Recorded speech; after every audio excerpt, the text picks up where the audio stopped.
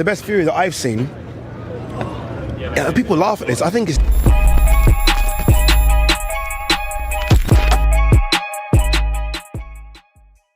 Boxing fans here in Riyadh, take your bite of ice cream, man. It's there. I can see it. I can see it. It's so hot. It is really hot. Take it, man. It's boy, oh, thank you.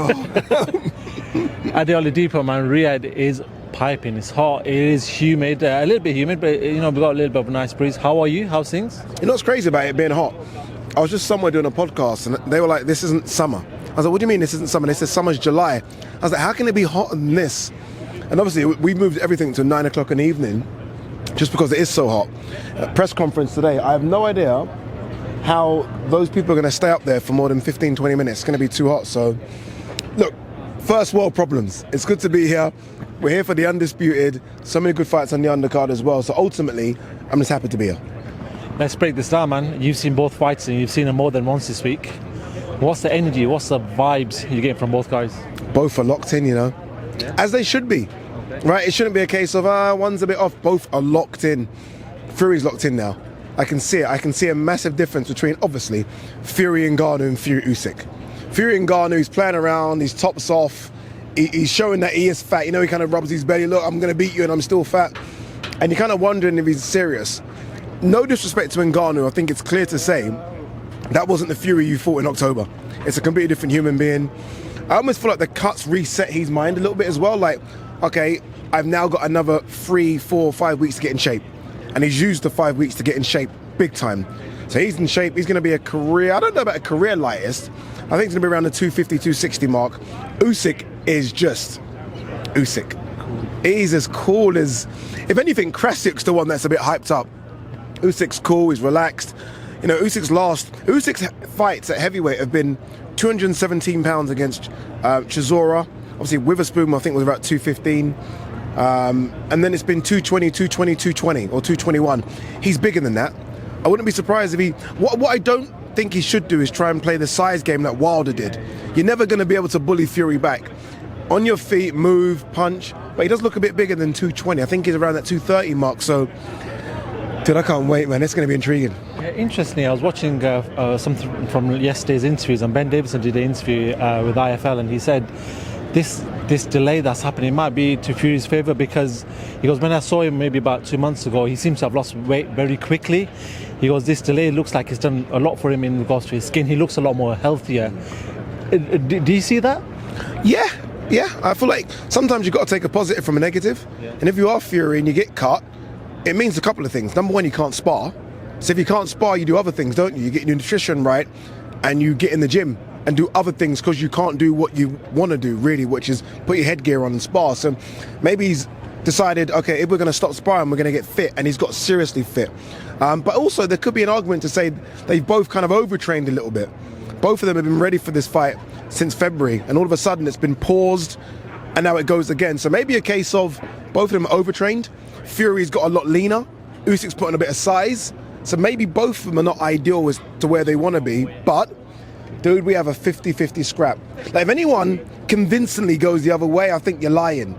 I think you're lying, and maybe you just like that fighter. I've changed my mind a few times, and I know I've got stick for changing, but it's that difficult. You see Usyk one day, he sits down, you interview him, he convinces you he's going to take over the world. And then you speak to Fury and you look up and you think, all right, you're going to do it because you've always done it. It's a tough one. It's a tough one to call. Let's talk about a few of the narratives playing out for this fight. Obviously, somebody that you work with, Tony Bellew, who has faced Usyk, has been given his opinion, rightly so. And one of the things he said about Tyson Fury was that he's a small mover. He doesn't like being on the back foot, doesn't like counter-punching. Have you seen enough of that in Tyson Fury's career to say that that's what Tyson Fury doesn't like? Nah, you know, I love Tony, and most times we agree. And look, Tony has been in there with Usyk, so he knows Usyk, apart from Chisora that's coming. No one knows Usyk better, right? But I've seen Tyson Fury do everything. I've seen him fight on the back foot. I've seen him be aggressive and go forward. I've seen him take the centre of the ring. I've seen him, we saw it yesterday in the media workout, switch southpaw. He can do everything. Hence why a lot of people think he is the best fighter of this generation, or best heavyweight of this generation. So if he has to fight on the back foot, he's comfortable doing it. I mean, obviously, look, the level's different, but so don't come at me. But I do remember when he's fighting against Tom Schwartz and he goes onto the back foot like, okay, come on in. And then he starts doing all that. And again, look, it's Tom Schwartz, but it is fighting on the back foot. So we have seen it before. So no. He can do everything. So I have whatever way this fight goes, Tyson Fury is going to have some sort of answer. Is it a good answer? Is it enough? I don't know. That's the questions we're going to find out Saturday. But he'll have an answer. Is the body the target for Tyson Fury? A lot of talk about Usyk maybe being vulnerable to that midriff. Do you feel like there is enough evidence of that now?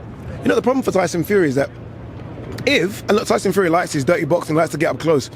But if Tyson Fury does want to go to the body, he's have to get close to Usyk. Whereas a lot of people thinking that Tyson Fury is going to win the fight by being at a distance. So you get close to that guy, good luck, because that's when he starts doing his work. Nobody likes it to the body. Everyone, no one. Go and ask a boxer if they like it to the body. No one does. As you get older, and I don't know if Usyk drinks or not, maybe it takes its toll on you. But look, he's been hurt to the body 2 times. That's almost like saying a fighter doesn't like it to the head. Of course they don't. So I don't know, man. I don't know. I'm not quite sure about this body thing that everyone's talking about.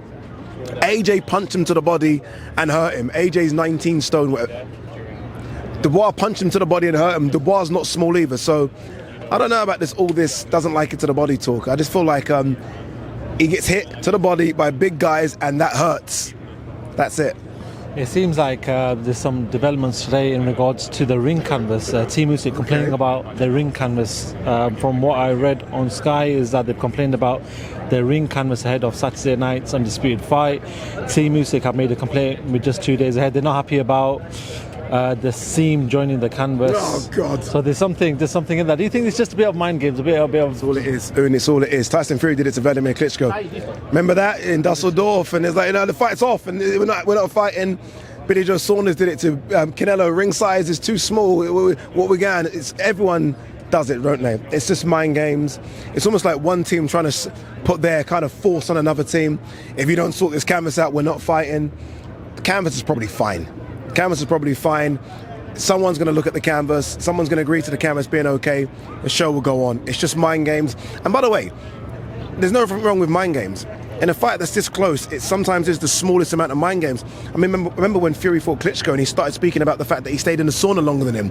Vladimir didn't know what he was talking about, but for Fury it meant something. So you play those mind games, and if it works, it works. If it doesn't, it doesn't. Going off mind games, and we know Tyson doesn't generally win the mind games before he gets into the ring. This time around, it doesn't seem like that's the case. It doesn't seem like he's phased Oleksandr Usyk. Do you believe that is the case? Oleksandr Usyk's not really taking any of that in? Yeah, nothing. It's almost like it's just hit a blank wall and bounced back. Nothing's worked. And look, he's got a chance today. Because now, and Fury would have seen this, Oleksandr Usyk's been doing all the interviews in English. So there's none of that, go for a translator. You know what I'm saying and you can respond back. So I'm Fury, I try and make sure that he responds back in English, and then Fury might have his opportunity. But so far, mind games don't work when Fury says it. It goes for a translator. Usyk says it in Ukrainian, and then the translator says it in English. It's lost it, hasn't it? So it's been a difficult one. It's been difficult. But even if it were to be English and English, I just don't think you can penetrate Usyk like that. I think he's seen too much, done too much, and been through too much. This is a guy that, let's not forget, his country is going through war. This is just a boxing match to him. He was there. He wasn't on the front line, but he was there, right? He's been in Ukraine. So good luck trying to work mind games with someone like that. I just don't think it's going to work. Let me give you a question. The best Oleksandr Usyk and the best Tyson Fury. They're in the peak of their powers. No injuries. There's no cuts or anything like that. Who wins? The best Tyson Fury. Oleksandr Usyk is an incredible fighter. It's special. But even he, as good as he is, even he, the best Fury, you're saying, will find it difficult to bridge a freestone gap. Even he, because what Fury does so good is make sure that you know he's heavier than you. Some people don't use the weight. Like, we always accused AJ maybe of not using the weight against Usyk. Some people don't know how to lean on you and put their elbows and put all the weight on you. And that will tire you out. Fury's a master at using his weight. So I would say the best Fury. And the best Fury that I've seen, people laugh at this, I think it's Derek Chisora 2. So this is just prior to the Klitschko fight. He fights Chisora, and I was in Chisora's camps. I was lucky enough to see how the shape Chisora, and he was just insanely good, fabulous, like power, movement, everything was just perfect. And I just think that Fury, if that Fury turns up on Saturday, then I know I've been flip-flopping, then I would have to stay Fury, because I think that Fury there is unbeatable. Unbeatable. I don't think any heavyweight gets close, and I'm saying that as a big AJ fan. There's a lot of talk about Jared Anderson coming through and Frank Sanchez coming through. If that Fury turns up, forget about it. Final one before I do let you go. One of the big names of boxing is to make his attendance to Riyadh. I think he's actually on his way, or he might just be in Ryan Garcia. There's a lot of talk about him right now. There's obviously things being tested, B samples being tested right now. What do you make of the whole situation with Ryan Garcia? Is just now he has to just go through the process of what's going on? It's horrible. It's horrible for Ryan as well, because like Ryan almost had this amazing arc of like a villain. Do you know what I mean? And sometimes we root for the bad guys. Not every time we want to see the good guys win. Sometimes we root for the bad guys.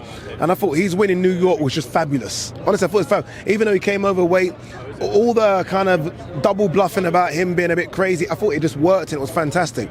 And then this happens, and all you think of is, oh, come on, not another one.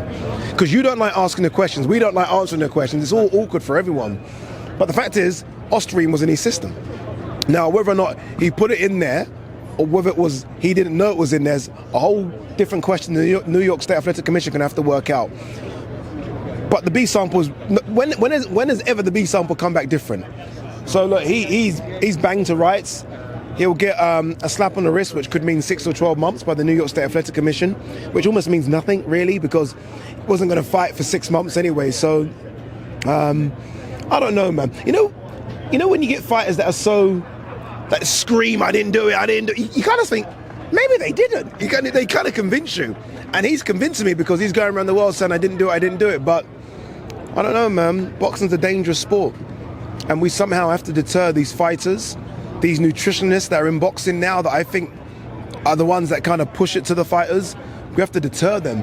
And if he is guilty, if he knowingly put it in his system, then I think it has to be like a 5-year ban, and you have to take all these purse back. There has to be a deterrent. Like, so he got paid, right? Whatever he got paid, 10, 15 million, whatever he got paid. 6-month ban. What is that? How's that going to be a deterrent? If he is guilty of everything, then I'm sorry, the deterrent has to be bigger. It has to be bigger because the sport's too dangerous, far too dangerous, isn't it? I know the young guy that died the other day didn't die because of brain problems. I think it was because of a heart issue, but that you can die in the ring. So if people come into the ring loaded with other stuff, then I think we've got to be a bit more strict on what we do in terms of punishments. Just going off that, just thoughts go out to the family. Yes. Obviously, I think it was their only son, so obviously thoughts go out to the family in regards to that. Ade, listen, always a pleasure talking to you. I know you've sort of been in Riyadh, been on podcasts. You're a bit of a celeb in your right now. Uni, you might be right. I don't. Uni, you might be right. No, Ade, always a pleasure, mate. Top man, thank you very much. Thanks very much. Cheers.